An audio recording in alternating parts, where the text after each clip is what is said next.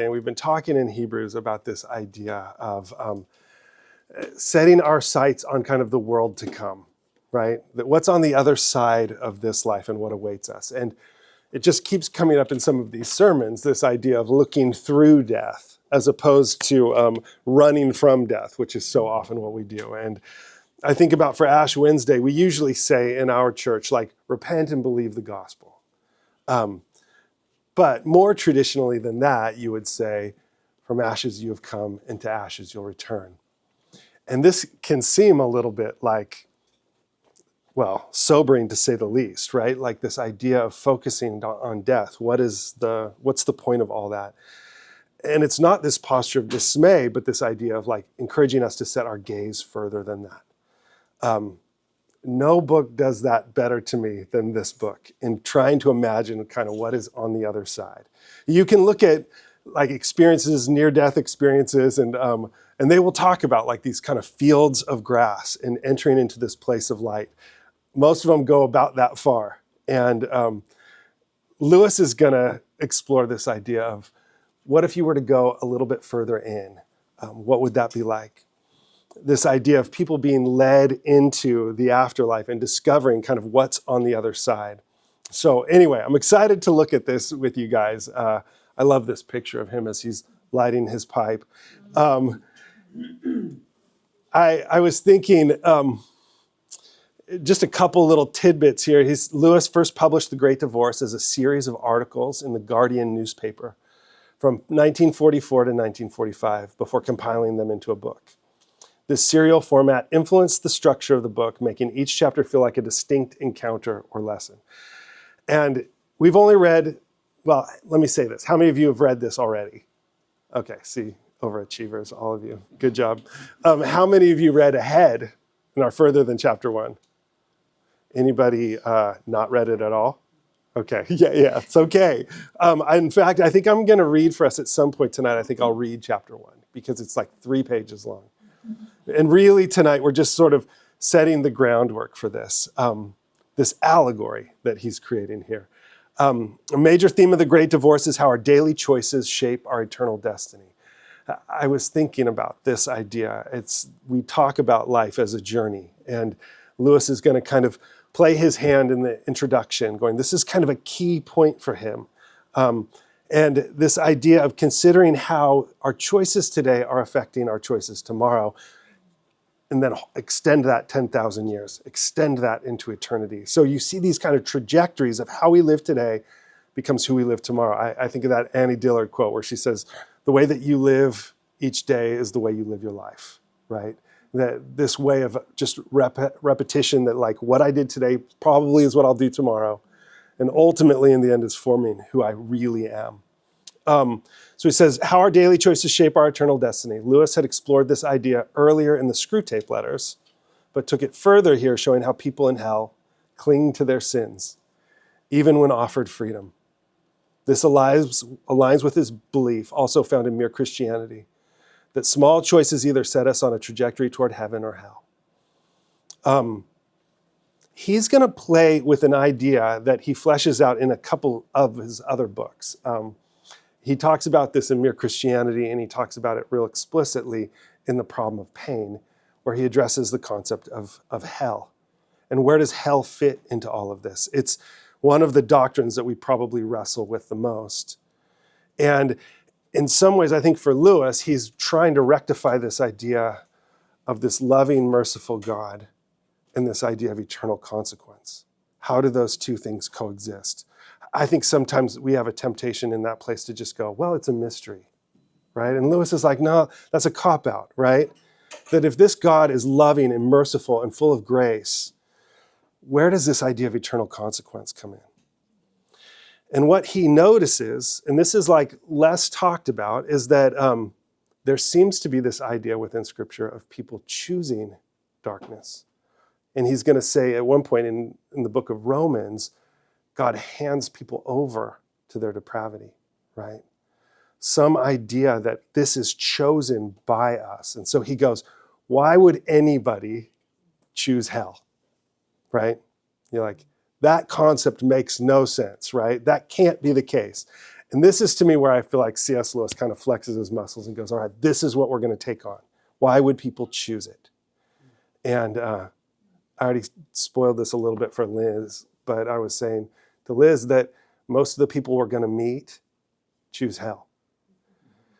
And understanding that helps us understand really what's getting in our way today. Because Lewis is saying here, if we take that quote seriously, we're choosing hell right now today when we sin, right?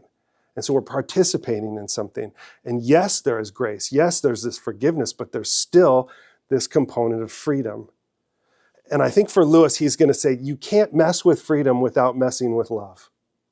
That God never oversteps that boundary. Does that make sense? That if it's not free, if God forces somebody in to heaven, it's not a loving choice, right? That, like Lewis is going to say in Screw Tape, God never forces in that way. He never coerces, he only woos us. So this God that's wooing us into heaven, he's going to say that continues on beyond death. And I think we see that a little bit. This is a little bit of Jeff's conjecture, but we'll see that when we get to the bus driver, is maybe even a little picture of like how God descends down to meet us. What is going on there? So anyway, before I go on to that, we'll start with the hardest thing first. Is that okay? And then we'll like get to the text. But I thought we'll talk about it because I think it is important. But something that Lewis says, and you've heard me talk about this before in church, but he's going to talk about this idea, like he would say he uses allegory and he uses fairy tales to what he describes as steal past the watchful dragons. And what he means is we all have sort of gatekeepers, right? You come at something too directly and we're like, whoa, whoa, whoa, right? And so he thought, okay, the way that you explore these questions is you come at them from the side. I think a question like heaven and hell, this can tend to be pretty tender for us. Sometimes it's like the question that we're refusing to ask. And I think for Lewis, he's going, those things that we've all agreed not to ask that question, the best way to address them is kind of from the side. So if you notice in the preface, he kind of makes a disclaimer like, hey, don't take this too seriously, right? And I think in some ways he's kind of trying to deflect criticism there. And I think rightly so. I remember there was a time when Rob Bell went to our church and came here after he had written a book asking that question of heaven and hell and watched kind of the whole world turn just for asking the question. Now, I don't mean that as pushing one side or the other, except to say this can be a dangerous question for us to ask, questions about hell. Going, wait, does that make sense? And how do I rectify that? Because how we see God and understand God, this is so important when we talk about a loving God. How we understand hell factors into that understanding. Who is God? We're encouraged over and over again throughout our faith to consider, what does this mean? What does this truth mean as we think about God? If we're following the beauty or the wonder, right? But in some of these other areas, I think sometimes we stop asking the question instead of wrestling. And this to me is the favor that Lewis does. And he does it anytime he's going to go there, he does it allegorically. And this is what he's going to do here as well. This kind of idea of, he talks about demons in Screw Tape, and he does it in a playful way. And some would say in a self-revealing way. That when Lewis writes these letters about what trips up a human being, people would say he's being confessional. That he's not writing about this is the thing that gets in everybody else's way. He's saying this is the thing that gets in my way. And I think what we'll find as we go through the different bus riders that end up in heaven is Lewis is doing the same sort of thing. He's confessing. He's going, this is where my ego attaches. This is the thing that makes me want to be God, right? This is the thing that makes me overrule God's way for my own way. The thing that would make me prefer the gray town.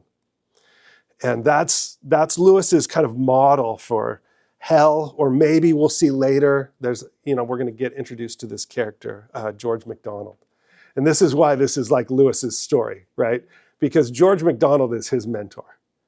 And not that he ever met him, it was only through his writing. But Lewis will say later that like George MacDonald was the one who brought him into the kingdom.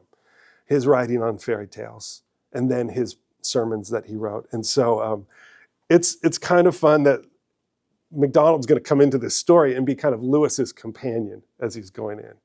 And all his questions that we'll get to about heaven and hell are going to be kind of seen conversationally through George MacDonald later. And so we'll spend some time talking about that. We'll even look a little bit at some of George MacDonald's writings because I think it's fun and interesting. But anyway, any questions so far? Everybody tracking all right? Okay. Well, let's go to the preface. Well, before we do, let me just pray for us. And just so grateful you're all here. Thanks for coming.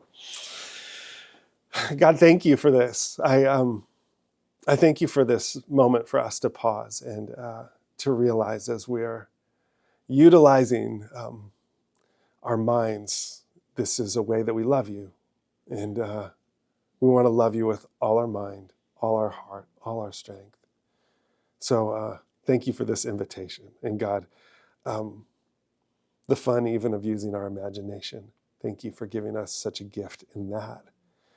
And God, I thank you for the way that you show up in these kind of conversations as we ask questions and as we consider other things. God, maybe there's something new for us that will be revealed. And I just pray that we're open to that, God, that we would just see another layer of who you are.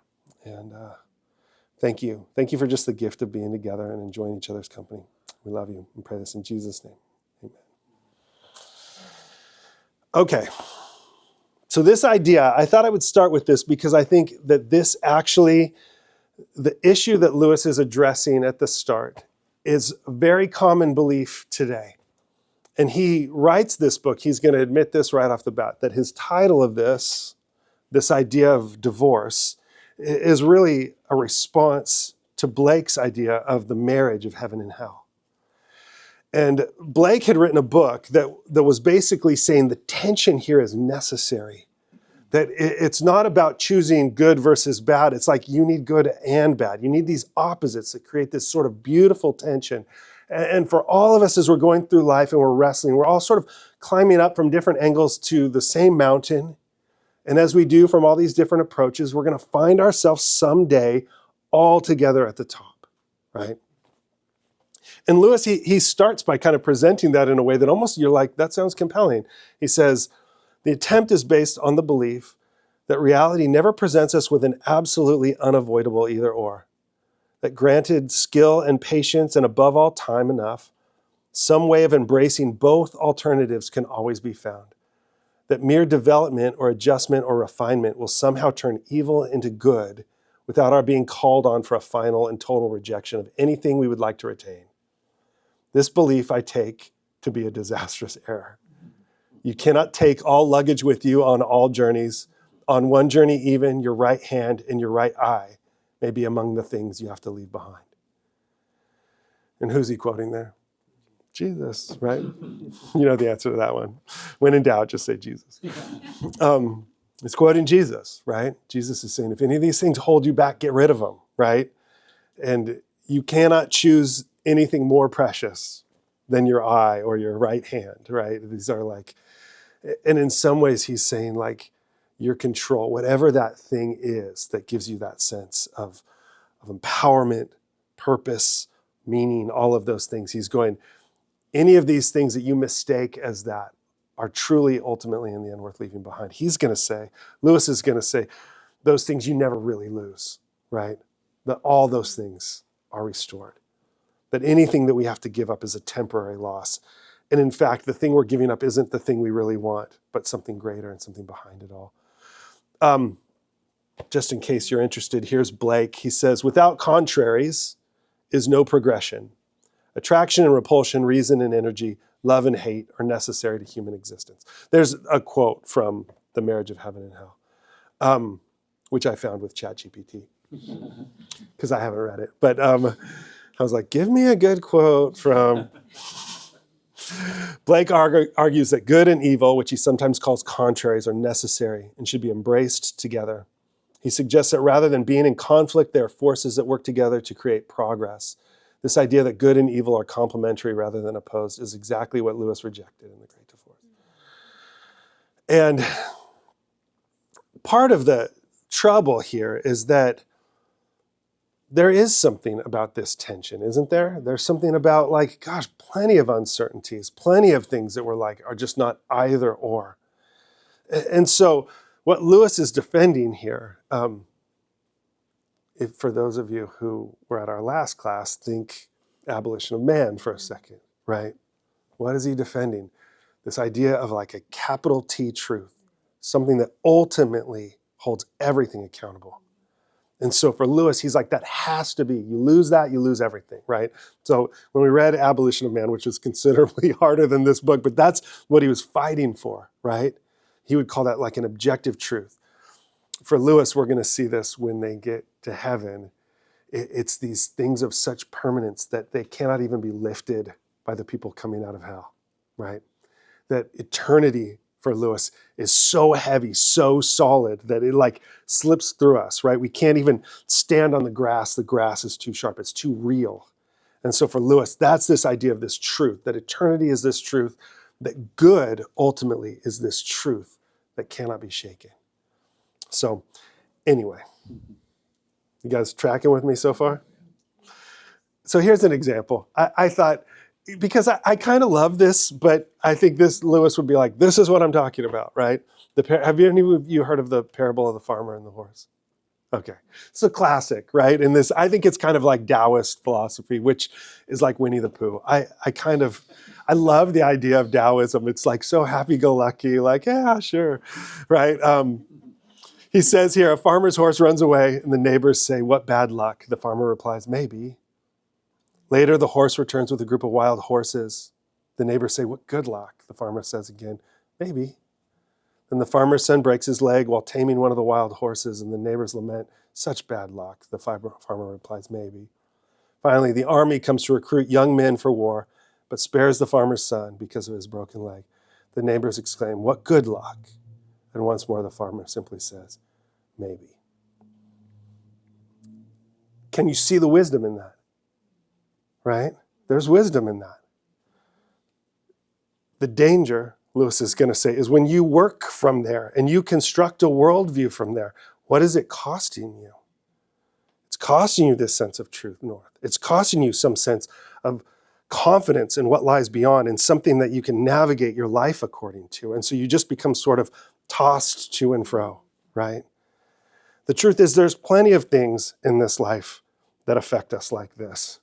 But I think Jesus would tell us, even the bad things God can work out for good. Does that make sense? And you see the nuance there. And this for Lewis is important. He's going to say, we've heard me talk about this, there's three categories. There's simple bad, simple evil, there's simple good. Well, he would probably start with there's simple good, and then there's simple evil, and then there's complex good. And that, for Lewis, was this idea of God taking something evil and working it towards good. And why is that important? Well, the evil still remains evil, right? That if God changes it for something good, it's still an evil thing that God then takes. And as Lewis says, I think his wording here is so brilliant. He says God exploits it. He exploits the sin for the sake of the good. So evil still is something that belongs in hell. And yet God can take and turn any of these things into something of that eternal weight. You guys tracking with me? Okay. Lewis's proposal instead is this idea of these forks in the road, right? He says, we're not living in a world where all roads are radii of a circle and where all, if followed long enough, will therefore draw gradually nearer and finally meet at the center. Rather, in a world where every road, after a few miles, forks into two, and each one of those into two again, and each fork you must make a decision. Even on the biological level, life is not a river, but like a tree. It does not move toward unity, but away from it. And the creatures grow further apart as they increase in perfection. Now that's pretty abstract and kind of poetic, but we're going to see this idea of moving further, that this area where we start is this place called Greytown. And what you find is that the people in Greytown are continuing to get further and further away from each other. Have you got that far? Some of you have gotten that far, right? Because they can't stand each other, right? So this idea of hell is like isolationism carried over and over and over, right? I mean, some of these things, like what Lewis is going to get to is he's going to go, can you imagine a world like that? And we should all be like, yes. Aren't we living in a world like that? Aren't we living in a world where people are moving further and further and further away, even if it's like headphones, cell phone, right? You go, isolationism is this way of creating a world we can control. And this is what we find in Lewis is he's like, that's hell, right? That's the thing that will ultimately kill the soul. That we are made essentially for relationship, connection, ultimately to God, ultimately to that transcendent truth. And when we cut ourselves off from that, we shrink, right? But we're also getting further and further away. We'll see a little mention to come of like Napoleon is way out there, right, in hell. And I bet you Hitler's even further than that. Lewis doesn't write Hitler into this, but I think he would have if he wrote it a little bit later. Here's my, to show you that my hypocrisy knows no bounds, here's my beautiful AI rendering of this. I'm like, give me a picture of the intro to The Great Divorce. And my friend Claude drew this for me. Here you've got, I love this though. Like here you got Blake, the circle, right? And here you've got Lewis, the tree. Anyway, I didn't come up with that. Claude did. Any questions so far? How are you guys doing? Tracking? Yeah, Brett. Who's William Blake? Poet, yeah, and I think he would be like kind of a perennial philosopher at the time, literate, but a poet as well. Mm-hmm. Yeah. So, I just think we should talk more about the Blake idea. Yeah. Because I think that with the farmer horse situation, that all I see is the farmer just not clutching, like spending all of his energy, and he's just kind of watching it all happen. Yes. Which I can totally appreciate. Yes. Because we all go, this is so bad, and wait, this is so good. And, yes. And God is kind of going, it is so bad, and I'm going to use it for good. And then, oops, this bad thing's happened, and I'm going to use it for good. You could write that into that story, right? You could see God making complex good out of the whole thing. Yes. But I also think for every action, there's an equal and opposite reaction. Like that, like the whole, like you have to have both is just the physics of the way the world is made, too. Like the good and the bad, or the opposites pushing each other and making progress. That's how things move, is one thing starts it. Yeah. You know, so like. That's how we understand it. I think that will be one of the things that Lewis is going to answer ultimately at the end of the book, going, what happens to hell? Yeah. Right? Because hell is shrinking and shrinking and shrinking, right?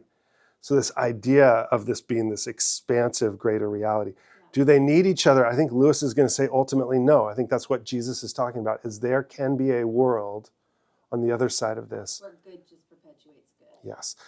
And this, and this is hard for us to understand. No, there's, you heard of this guy Anselm?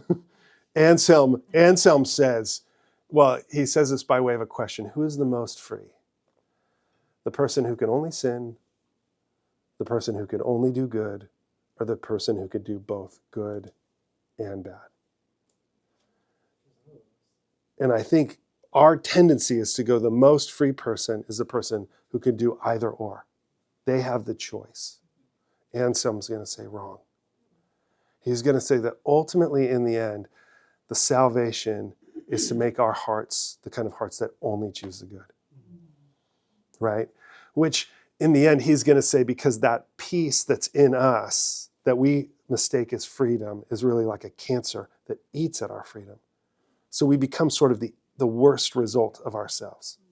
Right? And you see this in philosophy and ethics. They're going to go like the ring of invisibility, we want to say is Tolkien's idea, but it's really Plato's idea. And Plato goes, if they have a ring of invisibility, they will commit evil. If we can get away with it, we will, right? And you're like, what is that thing in us? And you're like, it is actually slavery to ourselves, right? So this is important because this is this thing that has to be gotten out of us. And what you're going to find for Lewis is like when you get to heaven, you still have further to go. That this thing, like you have to, as his kind of allegory goes, you have to become solid. You have to learn how to step on the grass without it poking your feet, right? And this is his idea of how we're formed to belong. And what Lewis wants to say is like, we're all doing that today. As you participate in God's kingdom, as you respond with generosity, as you lay yourself down for the sake of somebody else, you are practicing being in heaven. And he even is going to say at a part in our introduction, you're not going to remember a time where it was any different than that. You've always, like he would say, the people that are in heaven, when they look back, they will go, oh, this is where we've always been. Right? Some maybe with like every tear is wiped away. Like the whole story is redeemed. It's not like you look back and go, oh gosh, except for those 25 years there where I like, right? You're like, no. It like comes all the way back and redeems the whole thing. Like for those in heaven, they will have always been in heaven. And Lewis will say for those in hell have always been in hell. Because it's just the same pattern carried over and over and over given time. Is that? Let me think about it and push back. Yeah, Michelle.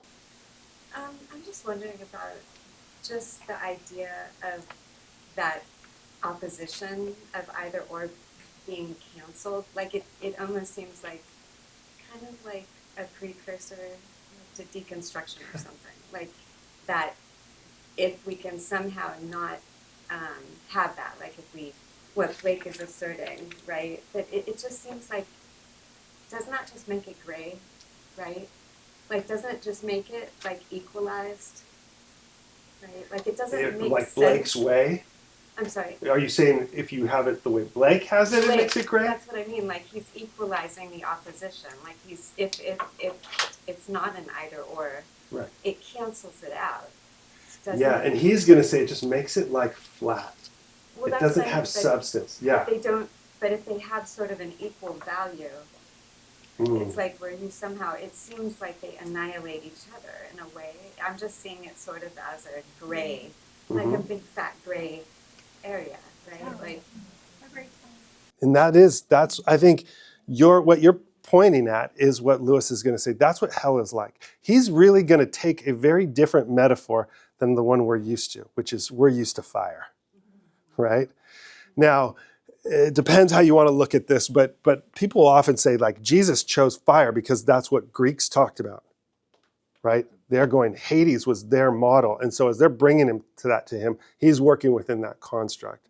I think for Jesus, you see other examples used that sound very different than that, right? He talks about hell as darkness. So that's different. He talks about it like a pit, right?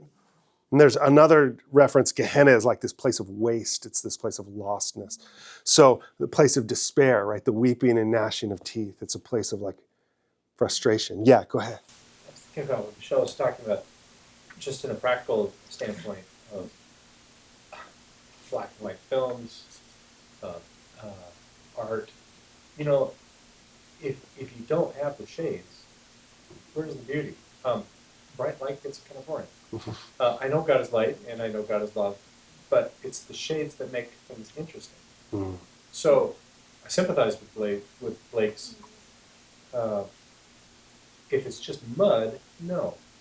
But if black becomes part of the palette and shades become part of the things that God uses to paint, why? I understand the complexity of the good. Yeah. But how is that different than saying darkness, evil are part of the palette that God uses? Even though he wouldn't want to because it's evil and it doesn't have a place, but he's painting with it and isn't that beautiful?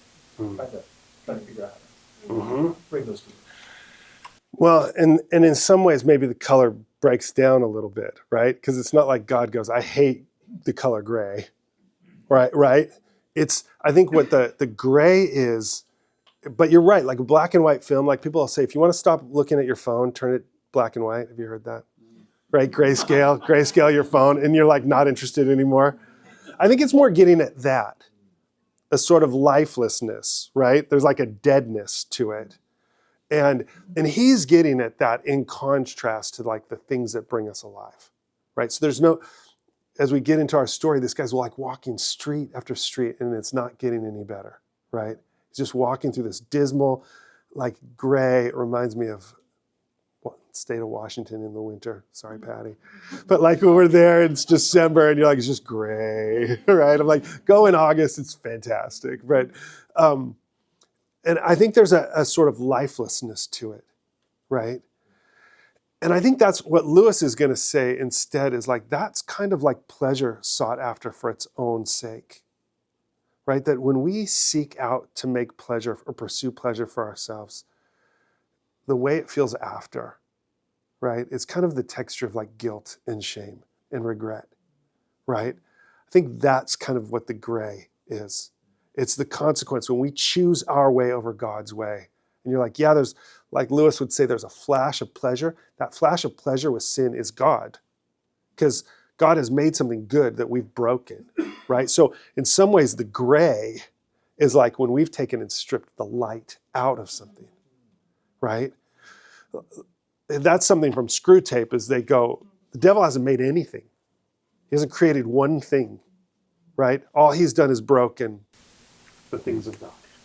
I guess I'm trying to think, if you take all of the gray and dark out and you're just left with pure light, where's the beauty of just pure light? Yeah. Well, so we're going to see when they get off the bus, it's not just pure light. It's glorious, right?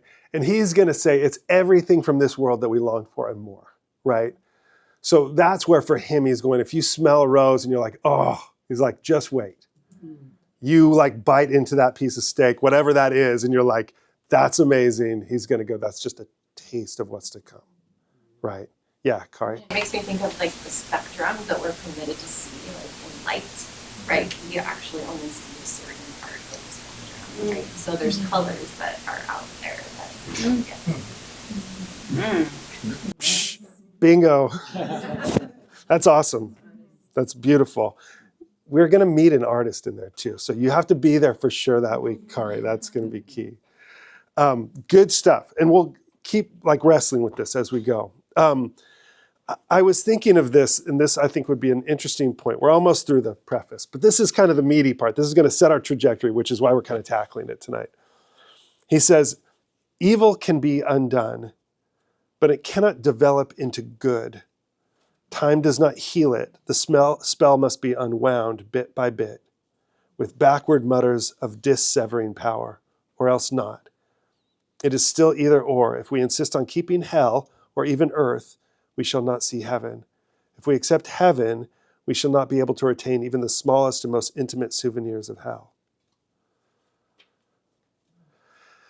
Strong statement, right? But you see like the rich young ruler comes up to Jesus and he's like, what's next? What do I do? What's the next good thing I get to do? And he's like, get rid of all your stuff, right? And I think he's not saying that like, shame on you for all that stuff. He's going like, let's go, right? Like, let's keep going, right? And you've got all this stuff, so like, sell that, give that to the poor, and like, come with me, right? Let's go change the world, right? Is what I think Jesus is saying in so many ways.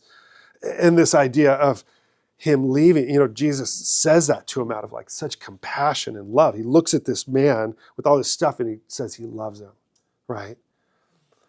And so Jesus isn't like, shame on you. He's like, let's go.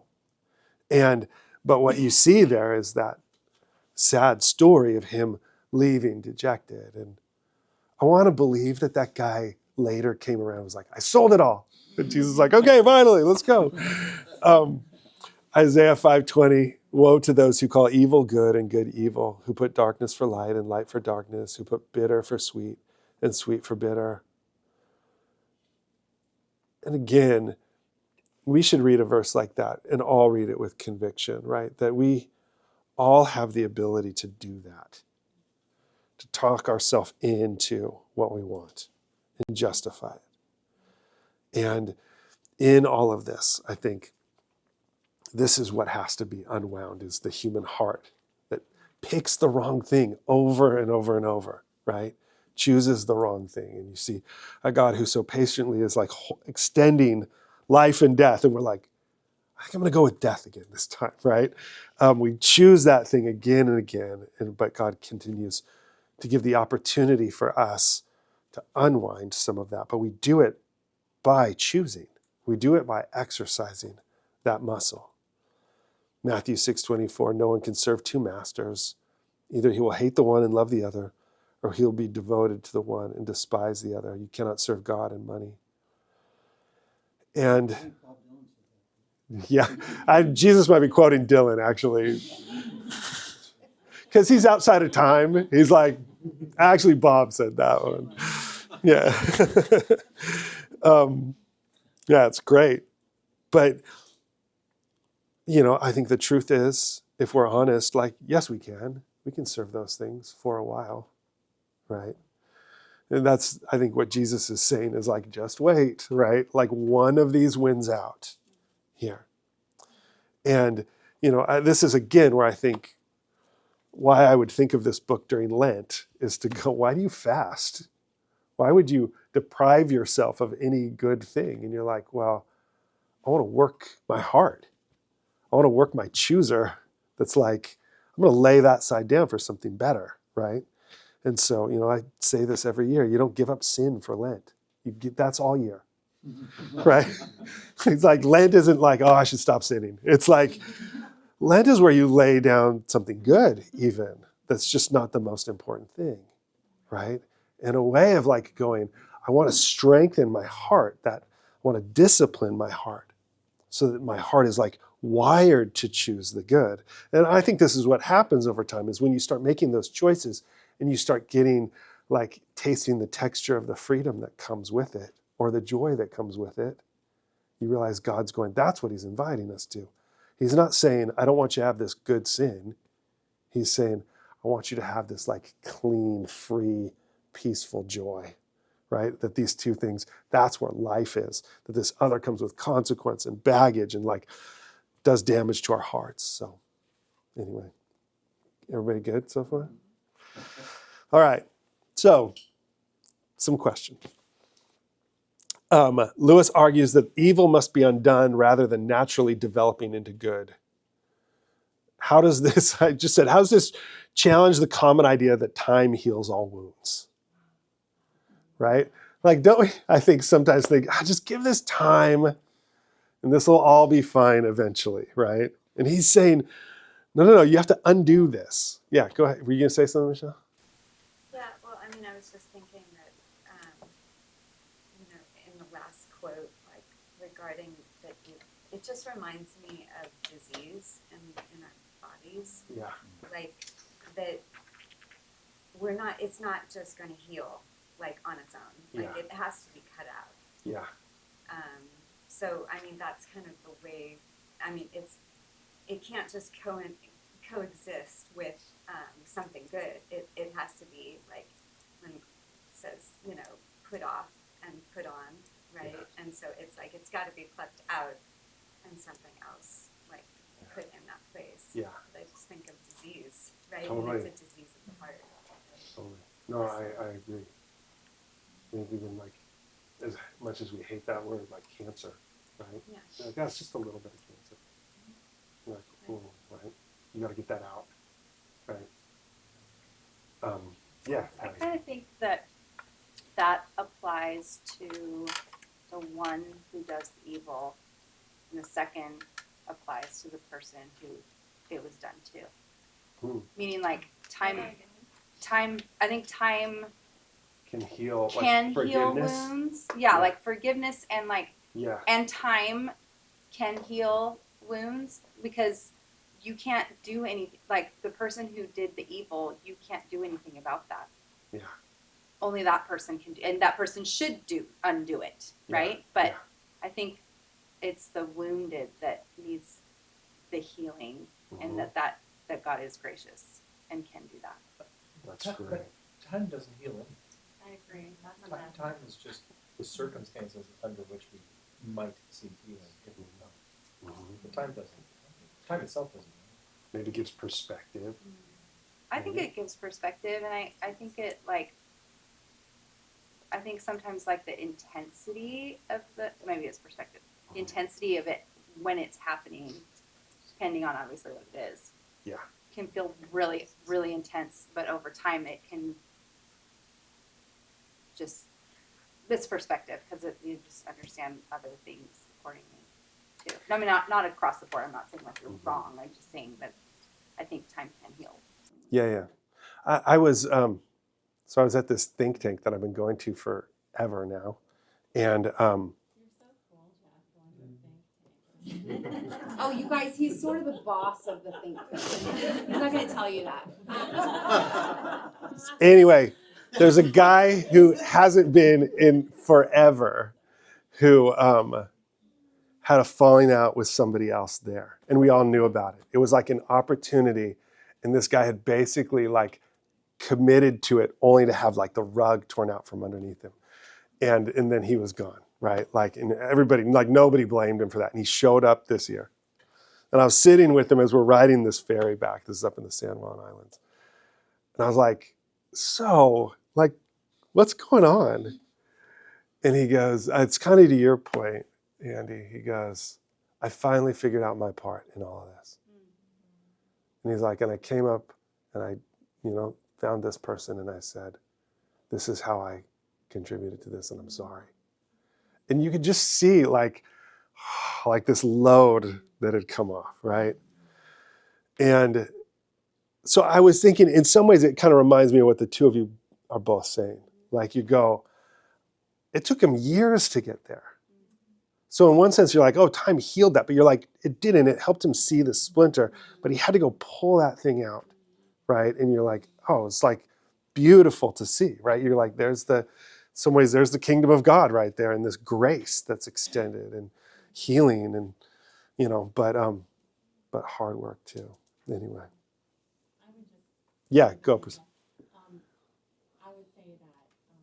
that it is a myth that time heals all wounds. I think it's what you do with the time that heals the wounds. Yeah. Interesting. Yeah. What do you need to do then, Miss Therapist? Exactly. That's a good answer. What's that? Or the wounds can even fester ugly. Time can kill. Often. Right. Yeah. Or we learn to walk with a limp and act like everything's fine, right? Yeah. Go ahead, Auden. I feel like evil being undone kind of refers to our part in it. Mm-hmm. And then the time heals part is more passive. Yeah. So it can be passive where nothing happens or passive where the Lord is healing you. Yeah. So they seem... Yeah. Mm-hmm. I think that's right. Well, and I think that maybe that's what you're saying too, Priscilla, is that there's like a posture where that happens, and then, or a posture where we get bitter, right, and resentful, right? So yeah. Yeah. Yeah. Allowing God to shape your heart and allowing Him to heal you and availing yourself to that, that's very vulnerable. It's yes. It's like a softening, right? Like I love that, where like that example in Scripture where He's saying, like, I will give you a heart of flesh and replace your heart of stone, right? You're like, that's what grace does, is it's bringing this like back to life, right? What's grown calcified. Some of these are a little bit redundant, but I said, what do you think Lewis means by the phrase, the spell must be unwound bit by bit? And I said, how might this be applied to personal sin or societal evils? I don't know. Does anybody want to take a shot at that? We can keep moving too, because I know. So it's in similar vein, this kind of unwinding this thing. But I think for him, let's go back to it. Is it there? The spell must be unwound bit by bit with backward mutters of dissevering power. I mean, he's talking about this way, and this is what we're going to see as we get into this. So this is all a precursor. what you're going to see is conversations take place amongst the people that get on the bus with people that come help them. And this is like the brilliance of this analogy, is there's significance to every single person that comes and meets the passengers, right? And often it's somebody that they know. Sometimes it's somebody that they're not very favorable towards, right? And in some way, just that interaction between these two, you'll see is this kind of unwinding, or in this case, like the spell being unwound. It's where the healing comes. And at some point, we'll see a little, I'm just going to tell you that most of the stories don't end well. But there are some moments of transformation where the spell is unwound. And what we see is new life, new creation, right? Jesus is going to say, I came to make all things new. And to go, oh, that's probably literally true. Like new in a way we cannot imagine, where things are transformed, where we are transformed. That's from The Weight of Glory. C.S. Lewis says, if we all saw each other in that stage, we'd either be tempted to worship each other or we would run away in fear from each other, right? If we saw this sort of glorified soul outside of ourselves, that right now we've got this humble, fleshly little rental vehicle that we're all in, right? In these bodies, right? That you go, they don't last forever and they eventually run down, but at some point there's a transformation. Okay, I'm going to just keep moving. He says this, I think earth, if chosen instead of heaven, will turn out to have been all along only a region in hell, and earth, if put second to heaven, to have been from the beginning a part of heaven itself. What's that? Oh, yes. Points for you, Marilyn. 10 points to Gryffindor. Uh-huh. Yeah. Why? Do you remember why you underlined it? Yeah, I mean, it is. It's like, it's so well said. It's such... I just wouldn't have thought about heaven in that way. Yeah. Quite. Yeah. Again, I only have so many examples of this stuff, so you hear me repeat these, but I always think of like Vegas and the tunnels under Vegas and the people that live under Vegas, right? And you're like, these people that came for the bright lights, that eventually get caught up in the addiction, that become homeless and now literally live underneath the city in these sewer systems. There's a whole network of people there. And I'm like, I think if Lewis heard that, he would have been like, okay, I'm going to use that instead of Greytown, right? These people that literally like move towards the darkness, and then people have gone down there in those tunnels and they'll interview people down there in the sewers and they're like, we love it down here, right? And you're going, oh yeah. No, they don't want to come out. They're happy, right, is what they'll say, right? But again, you're like, the heart that's just getting sicker and sicker, right? Or like more and more under bondage, right? Go ahead, Michelle. I'm thinking of the spell that from the last question connected to this, because we have to be deceived. That just seems like we're intoxicated, Yeah. right? Like there's a deceiver, and it's also comes in the world, right? The world, the flesh, and Satan, right? And all of these things we can deceive ourselves by the flesh, right? And Satan is the chief schemer, right? Yes, and then right. the world will tell us a whole lot of things that we are intoxicated. We are really, it is, I'll speak for myself. I'm intoxicated by it, right? Yeah. And so it is like a spell. Yeah. Every day it just creeps up. It's like something that just fogs the eyes, and that just clouds over. And then we choose it every day. If I choose myself, I'm choosing earth instead of heaven. Right. There's that, it's a terrible movie, but anybody watch The Devil's Advocate? By Al Pacino is the devil. He's a great devil. Poor Keanu Reeves, like he's this lawyer and he makes this like compromising decision, and Pacino's the devil and he hires him to his law firm, right? And you see it just destroy Keanu Reeves' life. And then he gets this opportunity to do it again, and he chooses the virtuous path. I'm spoiling the movie, but you don't need to watch it then. But he chooses the virtuous path, and you're like, hallelujah, right? And then this reporter meets him and he's like, man, I'm going to write a story about you. That's incredible, blah, blah, blah. And Keanu Reeves is like, oh, okay, walks off and turns back into Pacino. And he's like, oh, pride. I'll get you either way, right? You make the good decision, you make the bad decision. There's always a way to spin it, right? And what you see in that movie so poignantly is it's all going to have to do with the ego.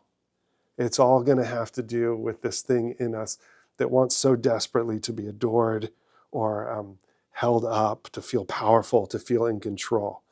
That thing, it rears its head any way it can. And the devil is going to be like, any way I can get you, I'll tell you a lie either way, right? And you're like, it doesn't, because he doesn't care, right? Like this is like, something that's like explored by others, that Paradise Lost is this idea that Satan doesn't care about you, he cares about God.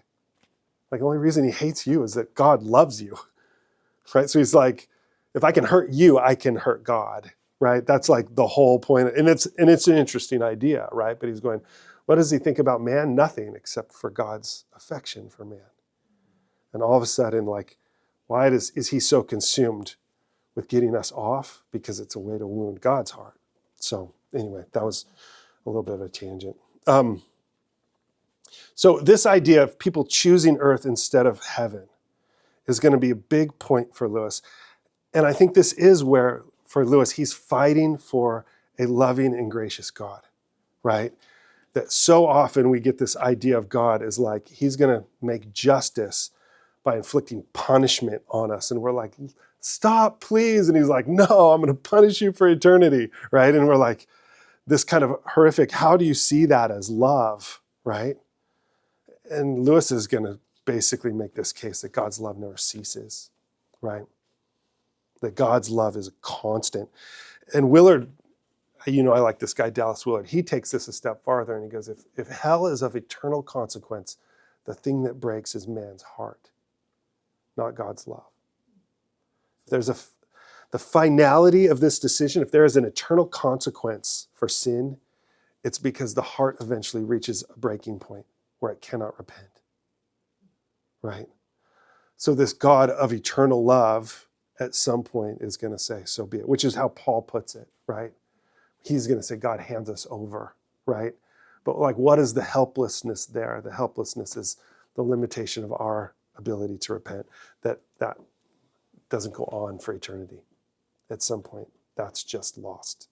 And we'll see Lewis is going to hold to that kind of similar idea, that there's eventually a finality to this. And, I think he probably wouldn't want us to hold him too hard to any one position because he's going, this is an allegory. I'm just imagining. But he is wrestling with ideas like that. But I think for him, it really is around God's character of love. How do I protect that grace? If God is unchanging and God is a God of grace and God says, forgive 70 times 7, like, does God not hold himself to that same standard? And Lewis is going to say yes. But that doesn't prevent this eternal consequence, as we'll see. Any questions on that? Or okay. We're going to get into this stuff. So, if all of a sudden you're like, yeah, I got a question about that, please do. Like, let me see here. Well, I did another little AI rendering here. Sorry, forgive me. I just think it's the coolest thing. I was like, draw me a picture of Greytown. So this is, according to ChatGPT, this is its picture of what hell is like. And I was like, oh, that's like so, what do they call it? Like noir, that genre. What's that? Right? Yeah, you're like, I think I've been there. Right? Yeah, exactly. I kind of wonder if he would be like, exactly, right? Like to go, there's something about this that we already recognize. He's going to say this about heaven, that you taste something good, you're tasting heaven. And I think in a similar way, you go, when you feel that guilt, when you feel that like deep sense of like regret, whatever that is, like the weeping and gnashing of teeth, when it talks about hell with that lens, what does that mean? It means like this like deep regret, but like this grinding anger, just this deep resentment that's there. And I think he's going, this is what you feel as you enter into this, the I just learned this new word, mizzle. Mist and drizzle. Yeah, exactly. Is that Canadian? It's probably Canadian. No? Oh, yeah. Yeah, mizzle. You taught it to me. Oh my gosh, I just stole that from you, Priscilla. That's the second time I've quoted Priscilla. Oh, that's so good. I owe you. Like, I pay my kids $5 when I do that. So anyway, I owe you a coffee or something. So what if we read, all right, if we read chapter 1 and just talk a little bit about what stands out to us? Because there's not a ton of content in this first thing, but he is really creating a picture that I think is worth kind of noticing. And so, like, as we hear all of this, which, by the way, Greg was saying that the audiobook on this is really good. So is it? Yeah. Yeah, it's very good. Cool. Like, and this is like the kind of thing that's meant to be listened to. So let me read chapter 1. You can follow along if you've got your books. I seemed to be standing in a busy queue by the side of a long, mean street. Evening was just closing in, and it was raining. I'd been wandering for hours in similar mean streets, always in the rain and always in evening twilight. Time seemed to have paused on that dismal moment when only a few shops have lit up, and it's not yet dark enough for their windows to look cheering. And just as the evening never advanced to night, so my walking never brought me to the better parts of the town. However far I went, I found only dingy lodging houses, small tobacconists, hoardings from which posters hung in rags, windowless warehouses, goods stations without trains, and bookshops of the sort that sell the works of Aristotle. I never met anyone, but for the little crowd at the bus stop, the whole town seemed to be empty. I think that was why I attached myself to the queue. Real quick, the works of Aristotle there are like, would have been a cultural reference to pornography. That this is how they would hide pornography, is they would put it underneath the cover of the works of Aristotle. Right, so you're thinking, what's wrong with Aristotle, right? Like, come on. And you're like, he's not talking about Aristotle. He's talking about like smut, right? Like, he says, I had a stroke of luck right away. For just as I took my stand, a little waspish woman who would have been ahead of me snapped out at a man who seemed to be with her. Very well, then, I won't go at all. So there, and left the queue. Pray don't imagine, said the man in a very dignified voice, that I care about going in the least. I've only been trying to please you, for Pete's sake. My own feelings are, of course, a matter of no importance. I quite understand that. And suiting the action to the word, he also walked away. Come, thought I, that's 2 places gained. I was now next to a very short man with a scowl who glanced at me with an expression of extreme disfavor, and observed rather unnecessarily loud to the man beyond him, This sort of thing really makes one think twice about going at all. What sort of thing? Growled the other, a big, beefy person. Well, said the short man, this is hardly the sort of society I'm used to, as a matter of fact. Huh, said the big man, and then added with a glance at me, don't you stand any sauce from him, mister. You're not afraid of him, are you? Then seeing I made no move, he rounded suddenly on the short man and said, not good enough for you, aren't we? Like your lip. Next moment, he had fetched the short man one on the side of the face that sent him sprawling into the gutter. Let him lay, said the big man to no one in particular. I'm a plain man, that's what I am, and I gotta have my rights, same as anyone else, see? We're gonna meet him later, by the way. As the short man showed no disposition to rejoin the queue and soon began limping away, I closed up rather cautiously behind the big man and congratulated myself on having gained yet another step. A moment later, two young people in front of him also left us arm in arm. They were both so trousered, slender, giggly, and falsetto that I couldn't be sure of the sex of neither, but it was clear that each, for the moment, preferred the other to the chance of a place in the bus. We shall never all get in, said a female voice with a whine in it from some 4 places ahead of me.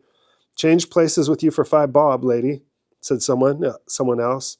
I heard the clink of money and then a scream in the female voice mixed with roars of laughter from the rest of the crowd. The cheated woman leaped out of her place to fly at the man who had bilked her, but the others immediately closed up and flung her out. So what with one thing and another, the queue had reduced itself to manageable proportions long before the bus appeared.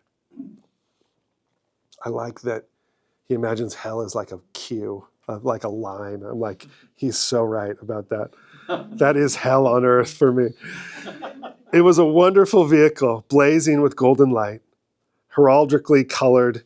The driver himself seemed full of light, and he used only one hand to drive with. The other he waved before his face, as if to fan away the greasy steam of the rain. A growl went up from the queue as he came in sight. Looks as if he had a bloody good time of it, eh? Bloody pleased with himself, I bet. My dear, why can't he behave naturally? Thinks himself too good to look at us. Who does he imagine he is? All that gilding and purple. I call it a wicked waste. Why don't they spend some of the money on their house property down here? God, I'd like to give him one in the ear hole. I could see nothing in the countenance of the driver to justify all this, unless it were that he had a look of authority and seemed intent on carrying out his job. My fellow passengers fought like hens to get on board the bus, though there was plenty of room for all of us. I was the last to get in. The bus was only half full, and I selected a seat at the back, well away from the others. But a tousle-haired youth at once came and sat down beside me, and as he did, so we moved off. I thought you wouldn't mind my tacking on to you, he said, for I've noticed that you feel just as I do about the present company. Why on earth they insist on coming, I can't imagine. They won't like it at all when we get there, and they'd really be much more comfortable at home. It's different for you and me. Do they like this place? I asked. As much as they'd like anything, he answered. They've got cinemas and fish and chip shops and advertisements and all the sorts of things they want. The appalling lack of any intellectual life doesn't worry them. I realized as soon as I got here that there'd be some mistakes. I ought to have taken the first bus, but I've fooled about trying to wake people up here. I found a few fellows I'd known before and tried to form a little circle, but they all seemed to have sunk to the level of their surroundings. Even before we came here, I'd had some doubts about a man like Cyril Blello. I always thought he was working in a false idiom, but he was at least intelligent. One could get some criticism worth hearing from him. We'll meet Cyril later. Even if he was a failure on the creative side, but now he seems to have nothing left but his self-conceit. The last time I tried to read him some of my own stuff, but wait a minute, I'd just like you to look at it. Realizing with a shudder what he was producing from his pocket was a thick wad of typewritten paper, I muttered something about not having my spectacles and exclaimed, "Hello, we've left the ground." It was true. Several hundred feet below us, already half hidden in the rain and mist, the wet roofs of the town appeared, spreading without a break as far as the eye could reach. The end of chapter 1. So, I have some questions for us. Anybody, what are your first impressions of the Gray Town? And we haven't called it Gray Town yet. This is what it will become referred to as. Everybody hates each other. Right? You're like, it takes nothing to set them off, right? Anybody else? Any thoughts on this description? Yeah, Brett.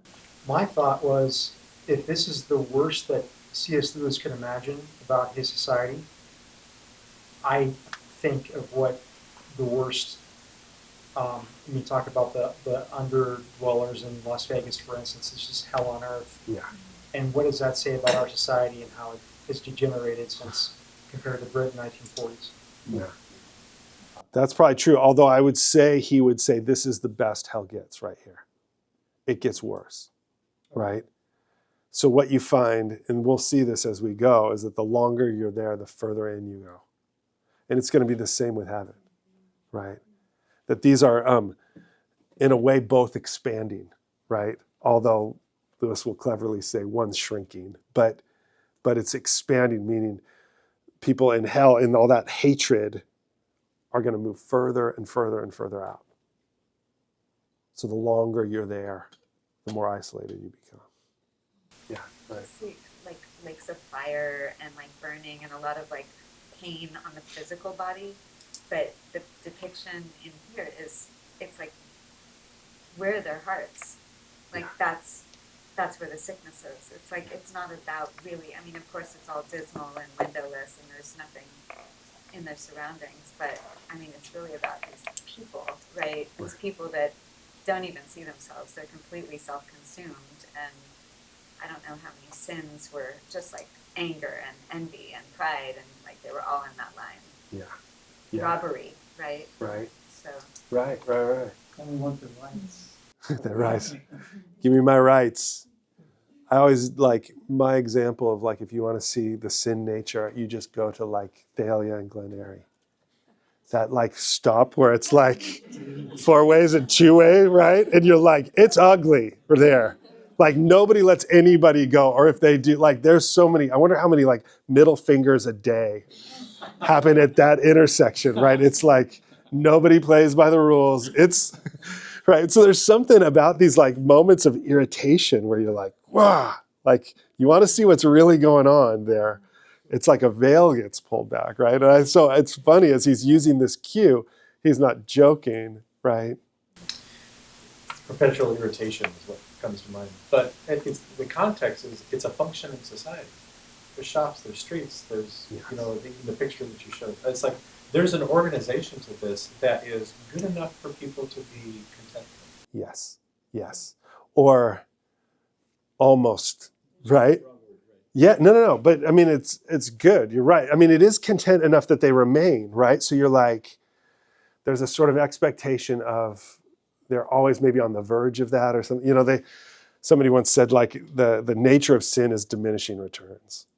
That it's like you keep doing it over and over thinking you're trying to get back to something or, it's almost good enough. And which you would go is the nature of any addiction is this idea of diminishing returns. Never gives you what it promises, but that's like part of the lie, right? You go, that's what Satan's telling you. Is like, this time's different. This time you're going to get it, right? This second question, I realized I wrote it and Patty was like, you're giving away too much. But this idea of expanding, we've kind of touched on that. And that is, as you go into it, what you find there. I think for Lewis, he was saying isolation is misery. It's ultimately in the end death, right? And I do think, you see this in our society, right? Where you would go, technology creates the opportunity for us to be more and more and more isolated. And you see the ramifications this has on the soul, right?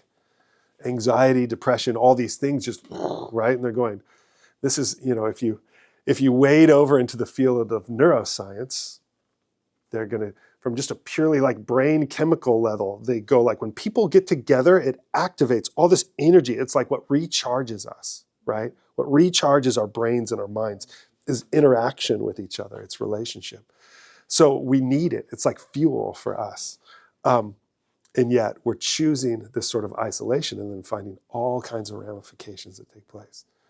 And okay, so back to this think tank. They were like, just wait till AI is like a better spouse than you, right? And I was like, oh, this happened to me. I was like, I'm too curious, right? I typed in this thing like, who's Patty Tacklind? It gave me this answer and I read it to Patty and she started crying. And I'm like, it knows her better than I do. Right, but it was beautiful and it was tender and it like was a synthesis of everything you are, right? But you're going, at some point you're like, what happens when like we can replicate a better person, right? And you go, in some ways you're like, oh, I'm gonna just choose the robot, right? And the point being, it's isolated. It's more isolation. That there's something about like, sorry, we won't go too far down this road, but there's a philosopher, Martin Buber, who talks about there's two kinds of relationships. There's one I-it, like you with an object, which is the bulk of our lives is interacting with things. But then he's going to say there's this I-thou, right? And that's the relational thing that is shrinking and shrinking. We're becoming less and less capable. The thou is where love is. It's where compassion is, right? So God is saying, you want to experience me, let me love you, and love each other, right? You're like, this is the two sides of the same coin. Love God and love your neighbor, right? And Jesus is going, this is life. This is what brings us to life. And it's like you're going, science is literally finding this to be true. And yet technology is making it easier and easier and easier for us to go a different way. It's not to peg Technology is not the problem, right? It's us getting what we want more and more and more efficiently, right? What we think we want. And that, again, for Lewis is really important, as he's going to go, when we have freedom to just chase that thing, we will chase it all the way into hell, right? So he's going, you have to break that, right? And every time what we're going to see is opportunity after opportunity for them to unwind this spell. But it's always going to require humility. It's always going to require death to self. It's always going to require laying some piece of the ego down. The guy that's like, give me my rights, right? And you're like, that's what's got to go. I'm better than you, right? I deserve this more. So anyway, interesting. Any questions? Yeah, Dale. Where do you see the difference between isolation and sanctuary? Yeah, right. Yeah. Well, and I think in some ways, like this idea of true sanctuary is this idea that you're never alone, right? Like you go, but you can be in God's presence and be oblivious to it. And so like is it Jacob that like wakes from his dream and he's like, you were here and I didn't know it, right? So I think in some ways the sanctuary is like to realize, because Lewis is going to say this, everywhere is heaven. Like God is everywhere, but if we're oblivious to it, it might as well be hell.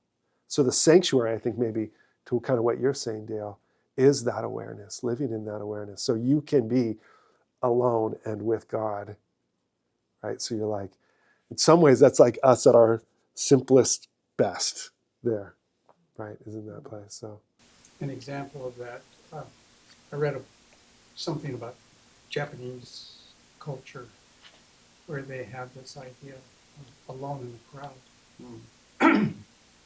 yes, where we can develop an awareness of being alone, even though we're in a big crowd. yes, yeah. No, that's really good. And learning to navigate that space, that sense of aloneness or that solitariness. You know, we'll go take a silent retreat later this year, and you're like, that is to be alone with God, right? And you're like, so it's not ultimately lonely. It's like going in that lonely place to find that you're not alone.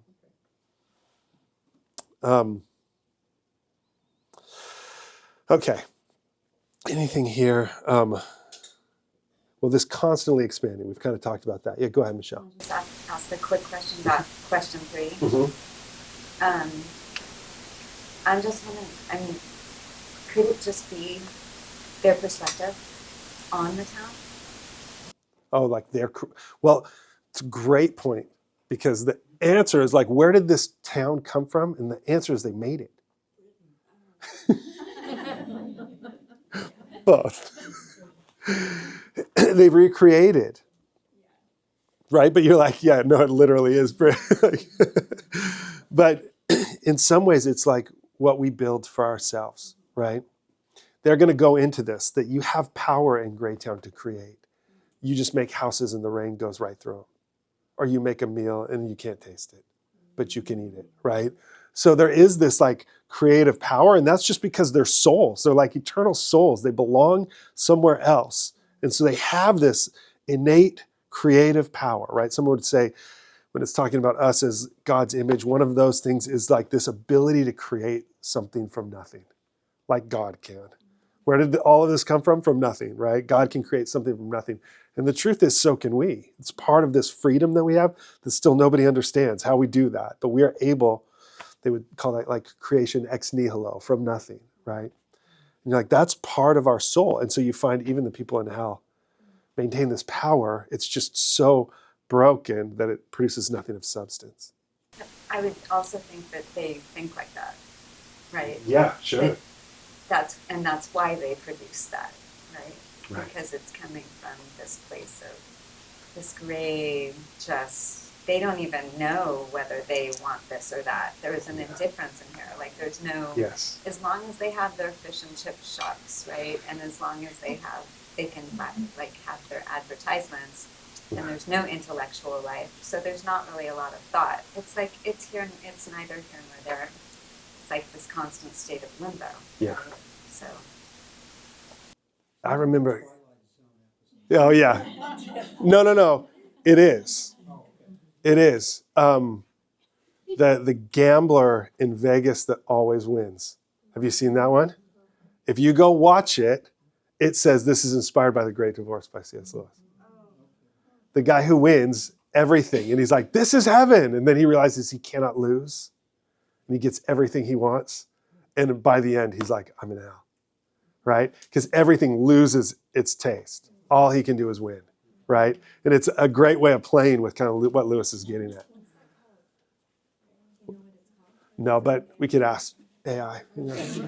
Sorry, I don't mean to freak you all out. I was just at this future conference thing, and that's all anybody was talking about. So they said, don't worry, AI is not going to take your job. It will just, the person who's going to take your job is the person using AI. So I was like, okay, I'm going to try harder. That's just AI.com. Yeah. That's just AI. Yeah. Yeah. I know, I call her Chat T now because that's just too long, the Chat T. Yeah, what up, Chat T? This idea, I was going to say these are kind of like a little bit the picking underneath. How does the Greytown illustrate Lewis's idea that hell is not a place of external torment, but a safe place of self-imposed isolation? He says, I think in Mere Christianity, he says, either we say to God, thy will be done, or he says to us, thy will be done. Problem of pain, he says, the gates of hell are locked from within. Right? And I think, to play my cards, I think he's right. I think it makes sense to me. This is John 1, where Jesus is going, they prefer the darkness to the light. And I look at that, I'm like, how is that possible? How could anybody prefer darkness to light? And you're like, well, this is what we'll see, that it's ego having its way. It's me clutching to rights. It's me wanting to not admit that maybe I need humility to grow. Any thoughts on that? Or Well, your comment about isolation is interesting because you just think through any interactions they have with their heavenly person, right, is relational. Yeah. Right? It's like the relationalness is what's making them have to look at themselves as opposed to being in line where they just are totally serving their own ego. It completely kills any connection with anybody else, right? Like the ego just, again, gets in. And when you said, where are their hearts? I was thinking literally, where are their hearts? Because their hearts are absent, right? And that they've just shrunk so small. Like the hell is your ego getting so big that your heart is just shrinking to like absolutely nothing. Where like heaven is this painful, humbling, humiliating opportunity to let your heart grow, let yourself be spoken to by another person to help enlighten you to yourself. That's just a cool thought about heaven and hell, that heaven is connection and hell is isolation. Right. I mean, it seems to be more than just that. But whatever that is, it's costly on some level, right? Which is where Jesus is like, it's narrow. The way in is narrow. Like you just can't get in with all your stuff or whatever that is, right? Like you go, it's costly. He says that road is narrow, so most of you won't take it because it's hard. It's a hard way to go. And you're like, what is the hard? And you're like, probably is some form of humility that we're like, go ahead, Priscilla, you were going to say. Oh, I was just going to say, like, I think about this a lot, how, I think that people online have just been listening to the devil. I mean, he's chattering all day, 24/7, and they're just like, they just believe this lie that I'll be happy if, I'll be satisfied if, like, when this happens, then I'll be happy. If only this person's on my way. All the inconvenience, right? Right. But you just never get there. And that voice, like the devil is like, he's a bad friend, right? It's like familiar and like kind of tells us what we want to hear, right? And he'll take both sides. Yeah, exactly. He'll flip-flop. Exactly. It's like, I don't know what you're talking about. You told me to do this. No, I didn't. It's true, right? He's just a liar, right? A liar and an accuser, right? And you're like, oh, that's the game, right? Is that getting us to do that thing that does harm. Yeah. But maybe this gets explained later, I'm not there yet, but it seems to me that what's running through this is you're being given a second chance. Yes. Maybe like 70 times 7. Yeah. He's gonna, this is a spoiler, but he's gonna go, George MacDonald later is gonna go, God's outside of time. And if, as tradition says, Jesus descended into hell, maybe he's still there. Right. That Jesus, maybe for eternity, is saying, whoever's thirsty, come and drink. And this is where I think, it's an interesting little nugget he drops in there. But if you notice, like the driver is capitalized. Did you see that? It says driver, capital D, right? And you're like, and some have said they think that maybe subtly that's Jesus, like sitting at the wheel, right? And he's the one driving the bus. And he's the one showing up. And he's like kind of like waving a hand in front of his face or something like that. But they're saying in some ways almost like diminishing. And what are these people doing as they're walking on the bus? They're like, who does this guy think he is? Right? They're like razzing him, right?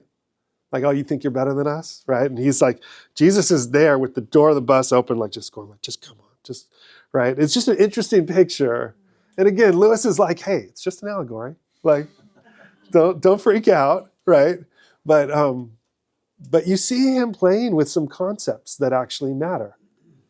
Like what does Jesus think about those that are lost? And you're like, why wouldn't he be the father whose heart is eternally breaking for the prodigals, right? But to go, well, then what about, and again, this is to cycle back, what about the eternal consequence of all this? And you're like, well, that may be, but that's not a limit to the capacity of God's love and forgiveness. God doesn't all of a sudden like pull the plug at some point and go, sorry, too late. And we're like, please, sorry, too late, right? This would be the idea of Jesus saying, so be it, right? Anyway, it's interesting. I'm not saying he's right for sure, but yeah, Eric. So would you say that Lewis flirts with like purgatory concepts or like? Yeah, it'll come back in there. And I think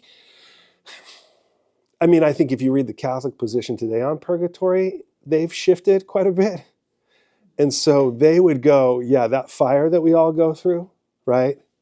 And so I think we're actually probably should be maybe more closer aligned than we realize, right? Because you're like, we don't talk about this, but you're like, what's coming for us on the other side? Fire, right? Like Paul's really clear. He's like, all the stuff that's like shouldn't be there gets burned up, right? So you're like, there is, when it says that like Jesus will finish this work. He who began this work will finish this work. And you're like, that seems to involve heat at some point, right? I mean, I'm sure this is a metaphor, right? But you're like, it's probably not pain-free. In fact, people would say it's like almost every reference to Jesus wiping away tears are like tears of believers. And that may be, the pain of that may be regret, right? All the time we wasted, right? That you just go, oh, like you just look at it for a minute and you're like, I just always think of, what is the Holocaust movie where Oliver Stone, where he's like realizing he could have saved more, right? He almost like loses his mind there at the end. And they're all like, it was enough. And he's like, this pen, right? Like I could have sold this pen. And there probably is some of that, right? Like you go, this is like the truth that you step into, like the ultimate act of like, just let it all go, right? Where you're laid bare, you're going to walk in naked and you're like, there it all is, right? But you're like, Jesus is saying it's freedom. This is the way in, right? So like that is a loving thing, but you could see people saying, absolutely not, right? Absolutely not. That's all I've got for you guys tonight. It's 8:30. Hopefully that was good. I mean, stick around if you want, have another cup of tea, but we'll do 2 through 4 next time. I think we'll do like 3 chapters each week, and then we'll like rush it on the last one and do 4, because it finishes up, the last one's short, and if that sounds good. So kind of plan on that. And again, this is a nice little book. So hopefully it shouldn't be too bad. And if you want to get the audio, go for it. So it will be, I think the audio is really nice until we get to some of the George MacDonald stuff, and you may need to slow down a little bit. That's where it's going to all of a sudden get a little meatier in the conversation. So anyway, just be warned. All right, let me pray. Jesus, thank you for our time tonight. God, it's just fun to hold all of this. God, we hold it with open hands, but God, we thank you that if our imaginations of this are wrong, it's because they're too small. God, thank you for that. If our perspective on your love is wrong, it's because it's too small.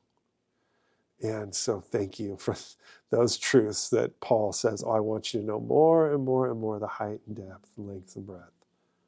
So thank you for that invitation. I just pray for all of us, God, that we will feel that more and more as we read, God, that this will not be some abstract book that we hold on to, but instead to realize is really setting vision for how we can live each day in light of your kingdom, bringing your kingdom to earth as it is in heaven. So we thank you for that. We love you and pray this in Jesus' name. Amen.